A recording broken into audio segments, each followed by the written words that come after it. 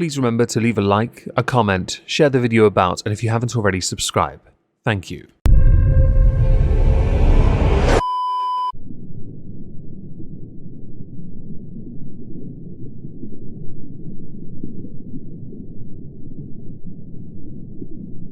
Well, isn't this just fantastic? Captain's Log, Subdate 230918.6. After a weekend of flobby blobby, Warhammer painting and chocolate, it's time to get back on the horse and run down some peasants. Oh, and talk about contentious subjects that might get me a YouTube strike because YouTube are precious. So over the past 48 hours, you might have noticed Russell Brand trending all over social media. You might have noticed if you went to your local newsagent, newsstand, supermarket, anywhere that sells newspapers because print is yet to die, that Russell Brand has featured on all the covers, which looks a bit sus, something which we can certainly address later. Over the weekend, Russell Brand put out a short video. In that video, he explained a number of accusations were going to come to light about him. What I thought I'd do is tell you from my perspective what I think of Russell Brand, what he does, and then talk about the accusations and all the articles and everything else that came to light. Russell Brand is a stand-up comedian that rose to fame for being quite ostentatious. Yes, I never personally found him all that funny, unless he was linking up with Noel Fielding on Big Fat Quiz of the Year. They were quite funny together. Beyond that, I didn't find him amusing. He had a reasonably successful career in Hollywood, and eventually he turned his back on it. He was known as a ladies' man, married to Katy Perry, that failed, got remarried, has a couple kids, lives a quiet life. He turned to social media, in fact, YouTube. He made a series called True News. During coronavirus, though, he was very vocal in what was being pushed as the truth and what he believed the truth was, and that the truth should be challenged. This rubbed a lot of people up the wrong way. Eventually, Russell Brand left YouTube and went to Rumble. He is doing very well over there, by the way. One of his biggest hooks is that he challenges everything, and you should challenge it. It doesn't matter what the media say, it doesn't matter what the government say. Find the fact. That's the point. If you are force-fed information and you're just willing to believe that, chances are you're an idiot. Whether anyone likes the idea of challenging or looking, doing your own research, is entirely subjective, of course. Some people just go to another creator expecting their confirmation bias. I understand that. I still don't find Russell Brand funny though, but I cannot disrespect the fact that as his career is the way it is now, I can't help but respect someone that is willing to challenge everything they see. And coronavirus was a big challenge, especially on YouTube, where anyone that contended it was suppressed. Same with elections, the same when it comes to discussing Ukraine. In fact, there are many subjects that people cannot discuss on YouTube without being shadow banned. And while a novel concept, I roll please, it actually does happen on a semi-regular basis. To me, of all people, a nobody. You've seen recently anyone discussing EDP 445 has gotten a strike. Yeah, not joking. They've been getting strikes because YouTube are trying to scorched earth his existence from social media. This kind of coordinated shutdown, clampdown on what is and is not information, or what should or should not be permissible on a site, when nobody is violating TOS but using some rather unusual interpretations to determine whether someone is violating the rules, is why people like Russell Brand exist, to challenge YouTube, to challenge Rumble, to challenge the mainstream media. I'm going to play some clips of Russell Brand's video now so you can understand a bit about what has transpired before we go into what has the media reported on this. Hello there, you Awakening Wonders. Now, this isn't the usual type of video we make on this channel where we critique, attack and undermine the news in all its corruption, because in this story, I am the news. When your approval rating is in the mud and you have nothing else to report on, I guess scraping the barrel seemed inevitable. Sarcastic little comment aside, I have to put these in for fair use reasons. Do continue. I've received two extremely disturbing letters, or a letter and an email, one from a mainstream media TV company, one from a newspaper, listing a litany of extremely egregious and aggressive attacks, as well as some pretty stupid stuff like my community festival should be stopped, that I shouldn't be able to attack mainstream media narratives on this channel. Disclaimer, I firmly believe any person, anywhere, on any platform at any time should be allowed and should have the right to criticize anyone. There is often a mistake made by journalists who believe themselves above everyone else. They shouldn't be criticised, like Cat 10 Barge or some shit. Quite frankly, you're all a joke to me. When I read articles written by journalists, I make it a point to find more articles on the same subject, because sometimes they'll all write different things, and sometimes they'll have bits of information the others don't have. But amidst this litany of astonishing, rather baroque attacks are some very serious allegations that I absolutely refute. There's something about allegations that are made through newspapers that I find crass.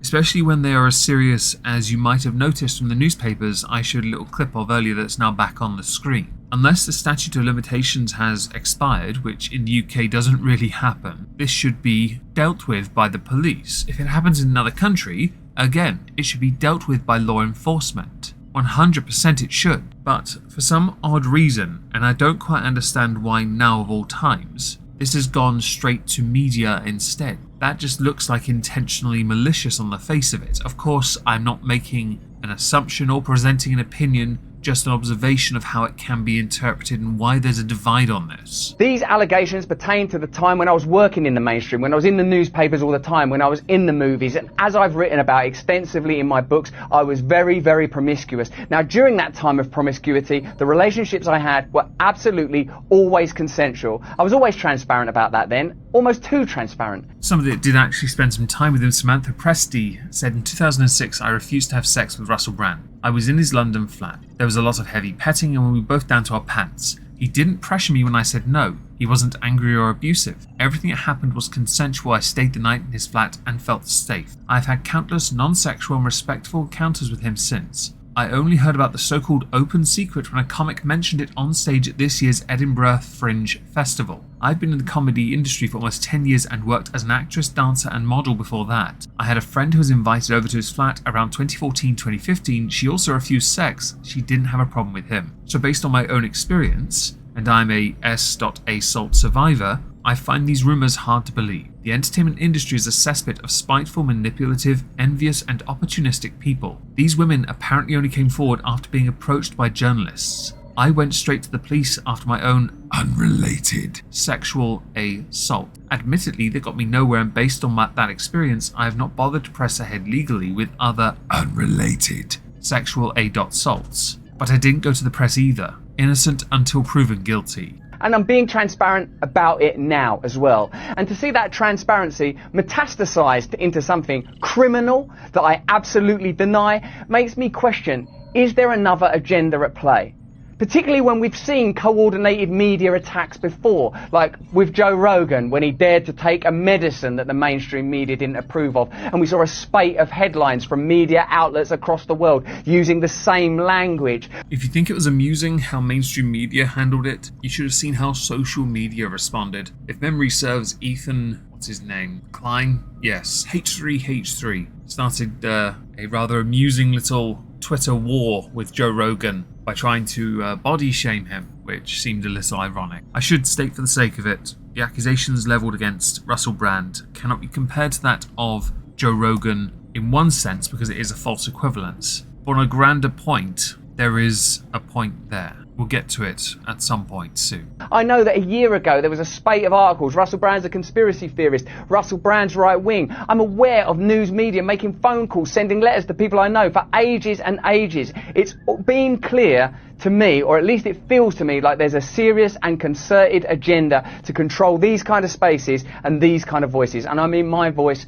along with your voice. He's not wrong. There has been a concerted effort for a while to tar and feather anyone that pushes back against what is considered the acceptable message as a conspiracy theorist. I've always held the belief that every voice needs to be heard regardless of what it is they are saying. So you, the wonderful viewers, can make your own informed decision. When things start to stack up and go a particular way, like this, yes, many will jump on it and say, well, it was only a matter of time, because either you think he was it, or because he didn't do it, and because the mainstream really do want to find a way to suppress those counter points. Let's keep going before we get to dispatches. and some tweets. I don't mind them using my books and my stand-up to talk about my promiscuous consensual conduct in the past. What I seriously refute are these very, very serious criminal allegations. Also, it's worth mentioning that there are witnesses whose evidence directly contradicts the narratives that these two mainstream media outlets are trying to construct,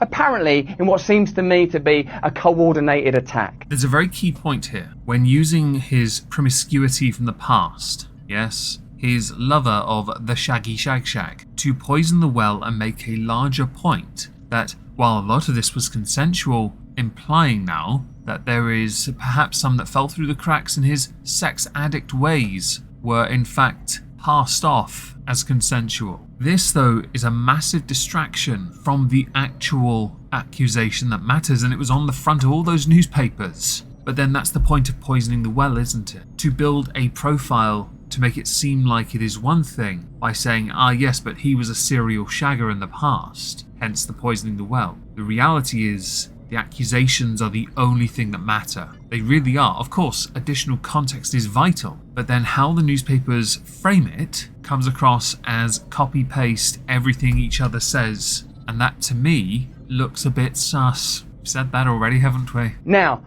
I don't want to get into this any further because of the serious nature of the allegations, but I feel like I'm being attacked, and plainly they are working very closely together. We are obviously going to look into this matter because it's very, very serious. He finishes the video by encouraging his audience to stay free. Now, I want to point out, he should explore any and all legal avenues, not to suppress, because that's not how it works, to instead seek to take this down the legal route. Others have approached him and then pushed ahead with information they have what they believe to be verified as fact.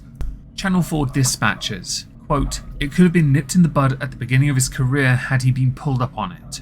Channel 4 dispatches in the Times spoke to people who accuse Channel 4 and the BBC of failing to act against Russell Brand. Channel 4 say they've carried out extensive document searches and have found no evidence to suggest the alleged incidents were brought to the attention of Channel 4. They are asking the production company who produced the programs for Channel 4 to investigate and report their findings. And they have a zero-tolerance approach to unacceptable behaviour and a robust code of conduct. The BBC did not respond to questions about complaints being ignored by senior employees. Just the thing here, generally with the BBC, they don't have a very good track record with anyone being accused of anything, inappropriate. They really don't. In the same article from Channel 4 Dispatch's Thread Reader, there is a 5-minute video of one of those that accuses him of these inappropriate behaviours, RAPE. What I'm going to do now is give you the timeline of the allegations. In 2006, a woman claimed she was sexually assaulted by Brand during a 3-month relationship when she was 16 and still at school in 2006.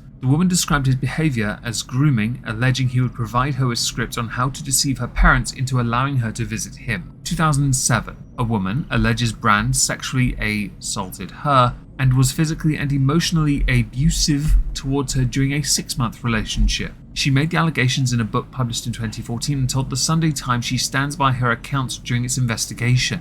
In 2012, a woman alleges that Russell Brand RAPE'd her at his LA home on the 1st of July 2012. In 2013, a woman claims that Russell Brand sexually assaulted her while she worked with him in LA and threatened to take legal action if she told anyone of the allegation.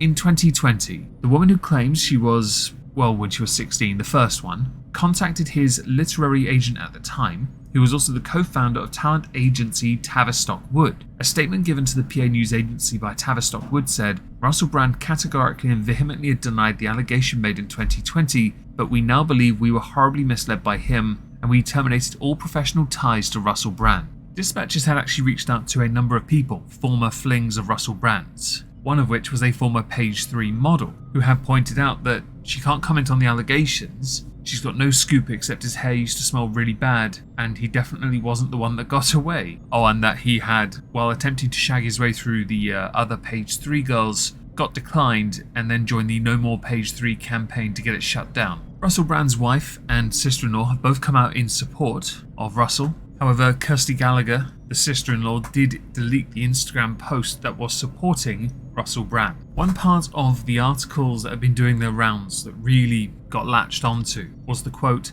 "All said they felt ready to speak only after being approached by reporters. Several said they felt compelled to do so given Brand's newfound prominence as an online wellness influencer, with millions of followers on YouTube and other sites." A critique there being that 4 anonymous women were approached by reporters to make allegations against Russell Brand years after the occurrences because Russell Brand is influential and in opposition to what is considered a regime narrative. This has been run with by the likes of Ian Miles Chong and Sargon of Akkad. By all means, disregard those opinions if you don't agree, that's quite alright. I'm only presenting what is seen and how others are going to perceive it. I'm leaving my opinion out for the most part because I really don't want a repeat of the paracynical crap from years ago that I still got right. So other perspectives in this ballpark would include Kate Shemirani. If I mispronounced your name, my apologies. Russell Brand stops taking illicit drugs, stops drinking alcohol, gets divorced from unhappy relationship and leaves the whole Hollywood life behind, gets remarried, totally in love, has 2 children with another on the way, leads a completely different life and begins podcast, tells the truth and exposes the system and narrative. Now he gets attacked. But so does his wife and children. Those on here, literally vibrating with excitement, eagerly awaiting another's downfall. You will be next. Shield Maiden Low.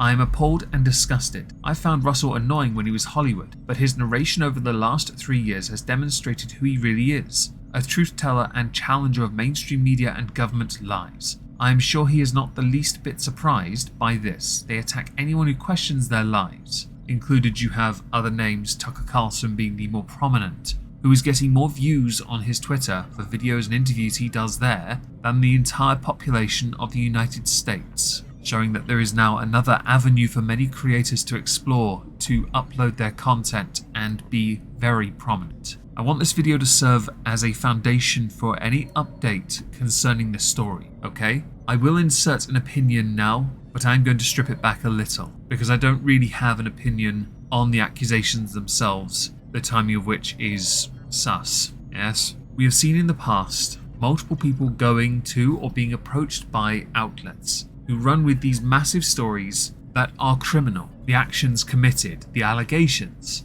I always believe in innocence until proven guilty. I also believe when it comes to claims of assault in anonymity until proven guilty. To run counter to that is dangerous because it seeks to tear the person down, poison their existence so they cannot rebuild. And we've seen it happen time and time again. I'm not going to be drawn in on the, yes, but if they went to the police and they failed, what then? We're not doing that now. We're not going to speculate. I am merely going to present what has happened, offer comment, critique where I can, and hope that when we do address this in the future, and we invariably will have to, that more will come to light and shed some further truth on this. If those accusing have the right to retain anonymity, so does the person being accused. Don't forget here, Dispatches used actresses to present the accusations. They're protected. Russell Brand is not.